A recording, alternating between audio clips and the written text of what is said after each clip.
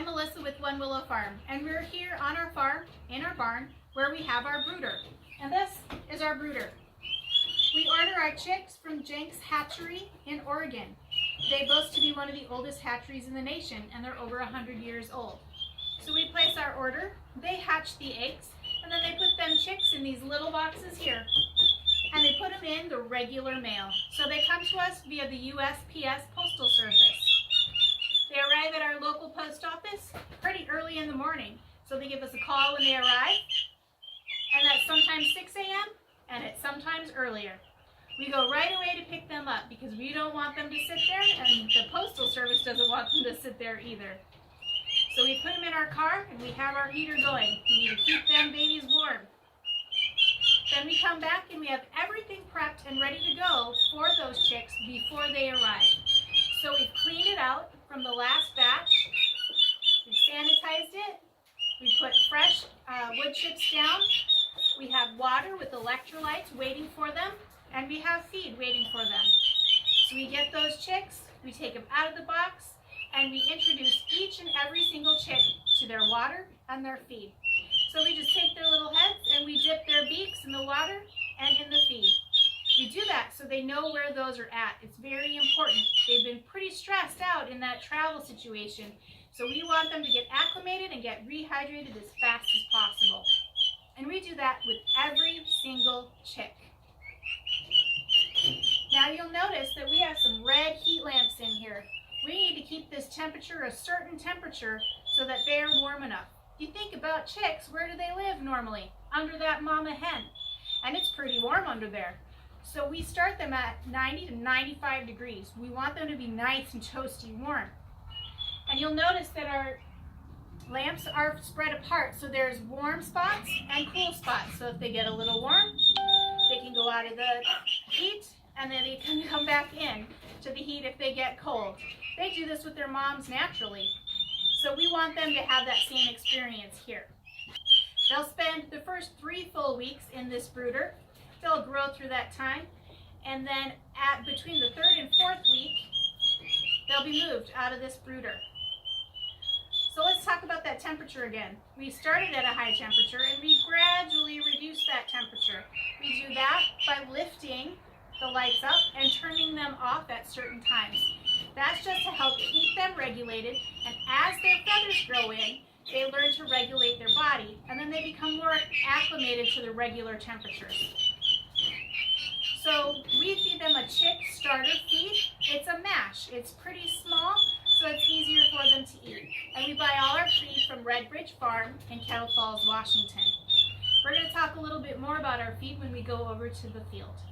So in that 4th week, they're growing bigger, they're drinking lots of water, they're eating lots of food, and then we're going to move them. So we'll put them in their crates, and we have special chicken crates that are designed specifically for poultry, and we put them in the back of our truck, and then we take them over to our field. Melissa here again with One Willow Farm, and here we are in our field where we have our chicken tractors, as you can see behind me.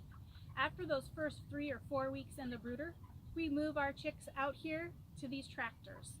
If you remember, back in that brooder, we had all those chicks in one brooder together. When we move them here, we split them apart. Our goal is to have no more than 20 to 30 birds per tractor. So that means we may use 2, 3, or 4 tractors, depending on the number we're growing at any given time. The goal is to have them on as much pasture as possible, and to be moving them every single day. So these tractors have wheels on them, and they're easily moved within 2 to 3 minutes. Sometimes we move them only once a day, but we may move them twice a day. Just depends on the chickens, how much they're foraging, and what their needs are. But they always get moved every single day. When we move them out here, our feed changes a little bit. So let's talk about our feed.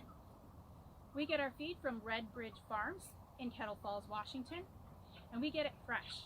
What that means is we email them our order, they mill it, and then they ship it to us. So it's as fresh as it possibly can be. And that feed is highly nutrient dense. It is a non-GMO, corn-free, soy-free feed. So we're giving these birds as much fresh forage and supplementing them with the best feed we possibly can. So we're moving them every day, and you'll notice there's a wire and a little solar power up here around these tractors. That's to protect them. We have some coyotes in this area, and we want to protect these tractors as much as possible. So that's just a deterrent to keep those predators away from them, which is also why we have them in the tractors, because there's also eagles, and they will take the chicken before you even know it. So the tractors are important for security, and the electric fence is important for that protection against those predators. After 4 more weeks here, so that's 8 weeks total of growing, then it's time to take them to the processor. So we move them out of the tractors, we put them in crates that are made specifically for chickens for travel, and we take them to Ferndale, where our processor is located. That's Oak Meadow Farms, who does our processing for us. We take them up in the morning, and they're processed by the end of the day, and then we bring them back on ice. So everything is processed and ready to go fresh that day. After processing, we come back here to our farm. And you know our farm by that old yellow farm stand truck right out front. There's plenty of parking here, so you just pull right in and park anywhere, on the blacktop or in the grass. We would much rather you pull in and park than try and get out of your vehicle on Highway 20. You'll know that our chicken store is open when you see this sign. And this is our makeshift counter where we'll be serving you. The first thing we do is we take all of those birds and we temp them. We want to make sure that that product is as safe for you as it is for us to be eating. So we use an infrared thermometer to take a temperature on every cooler on the product within the cooler. And then that product gets placed in the refrigerator. Why the refrigerator, not the freezer right away? Because an aging process needs to happen. What that means is you want to bring that temperature down slowly. You want the birds to rest for up to 72 hours. This helps the meat relax and make it just a better, juicier product for you to consume. We will have our store open usually the 2nd or 3rd day of that aging process, so you can buy it fresh if you want to. That's when you'll see the sign out front saying we're open and that we have chicken available today, fresh chicken available today. After that 72 hours, we move it from our refrigerator into one of our freezers. And then we freeze them so that they're ready for you to pick up frozen at any other time during the month. So how can you get our birds? Well, you can look for that sign out front. You can email us. You can message us on Facebook or Instagram, and we can set up a time to get you some of those birds. So what kind of cuts or offerings do we have? We do offer whole birds mostly, and our weights range from anywhere from about a 3.5-pound bird all the way up to a 7-pound bird. But then we cut a few of those big birds because not everybody has room in their freezer. So we offer boneless breast, leg quarters, wings, and backs right now. We also have questions about the bits and pieces, those parts, those giblets.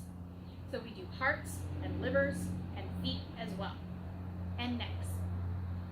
Lots of people like to use those extras for broth, or they like those livers for the protein content.